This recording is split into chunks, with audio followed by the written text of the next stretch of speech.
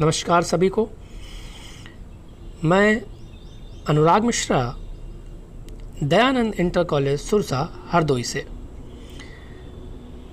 आज हम कक्षा 9 विषय चित्रकला के बारे में पढ़ेंगे।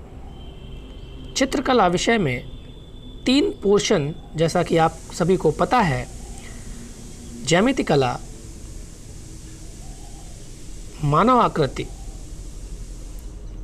और आलेखन कला के बारे में हम पढ़ते हैं। इस विषय में ज्यामिति कला का पार्ट हम समझने का प्रयास करेंगे। तो आइए हम इसकी विषय सूची के बारे में जानते हैं। सबसे पहला पाठ विषय प्रवेश, जिसमें हम जानेंगे कि आखिर ज्यामिति कला क्या है। प्यारे बच्चों, ज्यामिति या रेखा गणित की 3 विशाल शाखाओं में से एक है। इसमें बिंदुओं, रेखाओं, तलों और ठोस चीज़ों के गुण, स्वभाव, मापन और उनके अंतरिक्ष में सापेक्षित स्थिति का अध्ययन किया जाता है। ज्यामिति ज्ञान की सबसे प्राचीन शाखाओं में से एक है। हम कई बिंदुओं की परिभाषाओं के बारे में जानेंगे। दूसरे पाठ में हम कोण तथा रेखाओं के बारे में अध्ययन करेंगे। तीसरे पाठ में अनुपात और समानुपात के बारे में जानेंगे। ऐसे ही त्रिभुज, चतुर्भुज, बहुभुज और अक्षर लेखन के बारे में हम कक्षा 9 की चित्रकला में पढ़ेंगे। तो आइए प्रारंभ करते हैं। पहला अध्याय विषय प्रवेश। प्यारे बच्चों, ज्यामिति गणित शास्त्र का प्रमुख अंग है। ज्यामिति का महत्व बताते हुए एक जैन ग्रंथ में कहा गया है कि ज्यामिति गणित का कमल और शेष सब तुच्छ है। ज्यामिति शब्द संस्कृत भाषा के 2 शब्दों ज्या और मिति से मिलकर बना है। ज्या शब्द का अर्थ है पृथ्वी और मिति शब्द का अर्थ है मापन। इस प्रकार ज्यामिति का शाब्दिक अर्थ हुआ पृथ्वी मापन। ज्यामिति के अंतर्गत हम पृथ्वी की माप के संबंध में ज्ञान प्राप्त करने के लिए विभिन्न आकृतियों का अध्ययन करते हैं। ज्यामिति को यूनानी भाषा में ज्योमेट्री कहा जाता है, जो आज आंग्ल भाषा में भी यथावत प्रयुक्त होता है। ज्योमेट्री शब्द ज्यामिति का ही अपभ्रंश है, न कि ज्यामिति शब्द ज्योमेट्री का हिंदीकरण। प्यारे बच्चों, ज्यामिति को रेखा गणित भी कहा जाता है, जिसकी जननी भारत भूमि ही रही है। यह थोड़ी जानकारी ज्यामिति के बारे में दी जा रही है। बच्चों, अध्ययन की सुविधा के लिए ज्यामिति को निम्नलिखित 2 वर्गों में बांटा गया है। नंबर 1 समतल ज्यामिति, नंबर 2 ठोस ज्यामिति। हम जानेंगे कि ज्यामिति को हम किस प्रकार से सिस्टमैटिक रूप से पढ़ेंगे। सबसे पहले समतल ज्यामिति यानी प्लेन ज्योमेट्री। समतल ज्यामिति के अंतर्गत एक समतल में बनी आकृतियों जैसे रेखा, कोण, त्रिभुज, बहुभुज तथा वृत्त आदि का अध्ययन किया जाता है। इसी प्रकार ठोस ज्यामिति के बारे में हम आगे पढ़ेंगे। पहले हम समतल ज्यामिति को पूरा कंप्लीट करेंगे। समतल ज्यामिति को निम्नलिखित 2 वर्गों में विभाजित किया गया है। पहला है प्रमेय, जिसको हम थ्योरम बोलते हैं, और दूसरा है निर्मेय यानी कंस्ट्रक्शन। प्रमेय क्या है? समतल ज्यामिति में प्रमेय द्वारा विभिन्न आकृतियों से संबंधित ज्यामितीय तथ्यों को तर्क द्वारा सिद्ध किया जाता है। निर्मेय क्या है? यानी कंस्ट्रक्शन। समतल ज्यामिति में निर्मेय के अंतर्गत दी गई मापों के अनुसार विभिन्न ज्यामितीय आकृतियों की रचना की जाती है। अब हम जानेंगे ठोस ज्यामिति क्या है, यानी सॉलिड ज्योमेट्री। ठोस ज्यामिति के अंतर्गत ठोस आकृतियों जैसे घनाभ, घन, बेलन, शंकु, पिरामिड तथा गोले इत्यादि का अध्ययन किया जाता है। ठोस आकृतियों में 3 विमाएं लंबाई, चौड़ाई तथा ऊंचाई अथवा मोटाई होती है।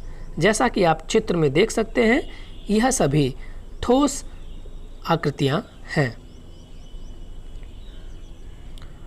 प्यारे बच्चों, ज्यामिति कला क्या है, इन कुछ बिंदुओं के माध्यम से समझने का प्रयास करिएगा।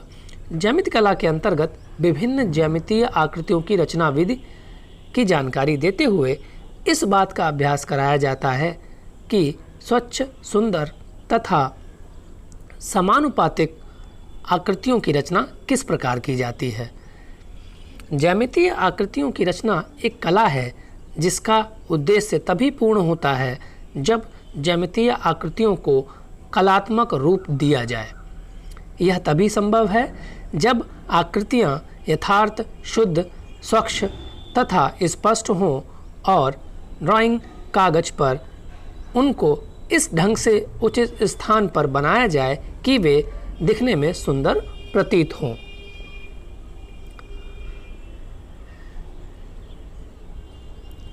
अब हम जानेंगे कि सही आकृति और गलत आकृति क्या है, विभिन्न ज्यामितीय यंत्र तथा उनके प्रयोग विधि। ज्यामितीय आकृतियों की रचना करने के लिए विभिन्न ज्यामितीय यंत्रों का प्रयोग करना होता है, जिनका पूर्ण ज्ञान होना अति आवश्यक है। शुद्ध तथा सही यंत्रों के बिना किसी भी ज्यामितीय आकृति की रचना करना असंभव है। ज्यामिति कला को सही ढंग से बनाने के लिए निम्नलिखित यंत्रों की आवश्यकता होती है। चित्र में आप देख सकते हैं, हाथ द्वारा बनाई गई जो आकृति है वो किस तरीके से बनी हुई है, और दूसरी ओर यंत्र द्वारा बनाई गई आकृति किस तरीके से सिस्टमैटिक बनी हुई है। अब हम जानेंगे पैमाना यानी स्केल क्या है।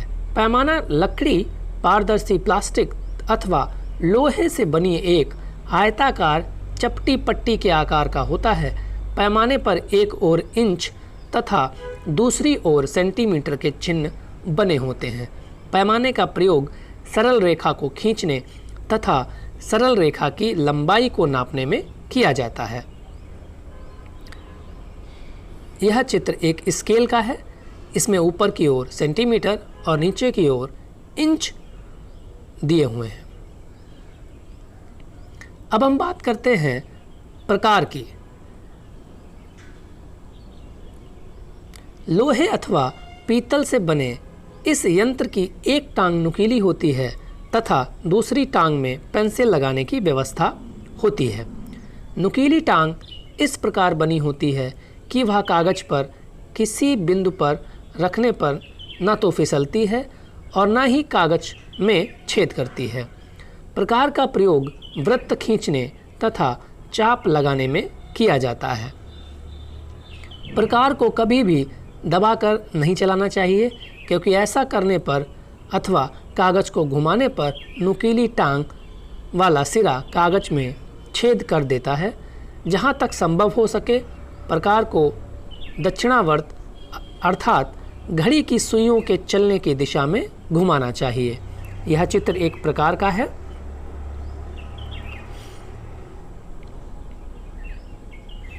अब हम बात करते हैं विभाजक यानी डिवाइडर का। विभाजक वास्तव में प्रकार का ही एक अन्य रूप है। प्रकार की एक टांग नुकीली होती है, जबकि विभाजक की दोनों टांगें नुकीली होती हैं। विभाजक का प्रयोग रेखा की लंबाई नापने, दो बिंदुओं के बीच की दूरी ज्ञात करने तथा चाप एवं रेखा को बराबर भागों में विभाजित करने के लिए किया जाता है। प्रकार की भांति विभाजक को भी दबाकर नहीं चलाना चाहिए।